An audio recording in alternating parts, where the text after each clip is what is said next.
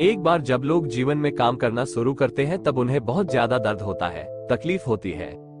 उन्हें बहुत ज्यादा मेहनत करना पड़ता है और ये बात उनसे बर्दाश्त नहीं हो पाती है। उनका शरीर जवाब दे देता है और वो उस काम को छोड़कर किसी और तरकीब से सफल होने का प्रयास करते रहते हैं। लेकिन याद रखिएगा, इस प्रकार से कोई भी व्यक्ति जीवन में सफल नहीं हो पाता है।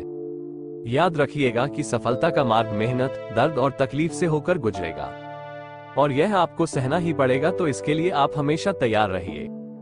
तो चलिए इस बात को एक कहानी के माध्यम से समझते हैं। एक बार एक मूर्तिकार अपनी छेनी और हथौड़ी से एक पत्थर को भगवान की मूर्ति का आकार देने का प्रयास कर रहा था।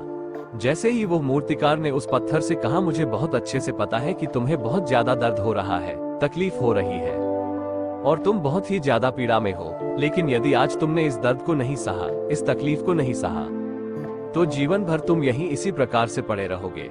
मुझे पता है कि तुम में आगे बढ़ने की अपार संभावना है। तुम एक बहुत अच्छे पत्थर हो, लेकिन यदि तुम इसी प्रकार से रहोगे तो कभी भी आगे नहीं बढ़ पाओगे।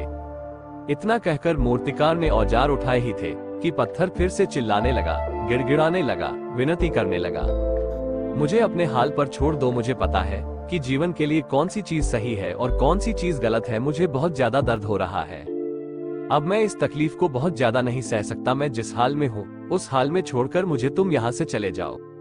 उस मूर्तिकार ने फिर से उस पत्थर को समझाने की कोशिश की, ज्यादा अधीर मत बनो और अपने सब्र को बनाए रखो, थोड़ी देर और इस दर्द को सहो। यदि इस दर्द को सह लिया तो मैं भगवान की मूर्ति के रूप में तुम्हारी स्थापना करवाऊंगा और फिर दूर दूर से लोग तुम्हारी पूजा करने आएंगे और पंडित और लोग तुम्हारी सेवा करेंगे। लेकिन पत्थर ने उस मूर्तिकार की एक भी बात नहीं मानी। वो चिल्लाता रहा और अपनी बात पर अड़ा रहा।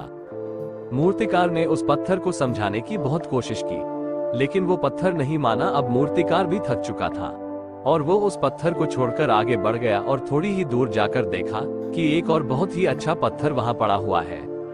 उसने छेनी और हथौड़ी उठाई और उस पत्थर को मूर्ति बनाने के लिए वो तैयार हो गया। मूर्तिकार ने छेनी और हथौड़ी का वार दूसरे पत्थर पर जारी रखा।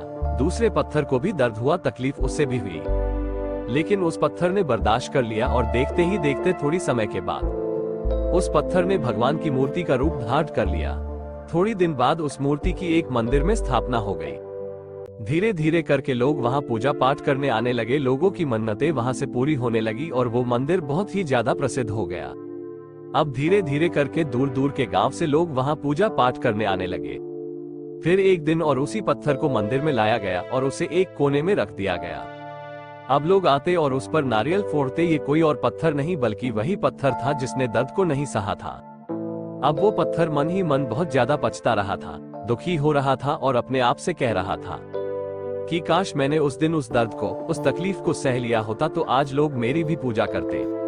इसलिए आप भी अपने जीवन में हमेशा याद रखिएगा कि जब भी आप अपने करियर की शुरुआत में किसी काम को कर रहे हो, पढ़ाई कर रहे हो या कोई भी काम कर रहे हो और उसमें आपको दर्द हो रहा है, तकलीफ हो रही है, ज्यादा मेहनत करना पड़ रहा है, तो आप रुकिएगा मत, किसी और रास्ते की शुरुआत मत करिएगा, क्योंकि कोई और रास्ता आपको सफलता नहीं दे सकता है। आपको उस दर्द को, उस तकलीफ को सहना ही होगा और उस दर्द को, उस तकलीफ को सहकर आप ज्यादा मजबूत बनेंगे और तभी आप अपने जीवन में आगे बढ़ पाएंगे। और जीवन में हमेशा याद रखिएगा कि आपको पहले पत्थर की तरह नहीं बल्कि दूसरे पत्थर की तरह बनना है।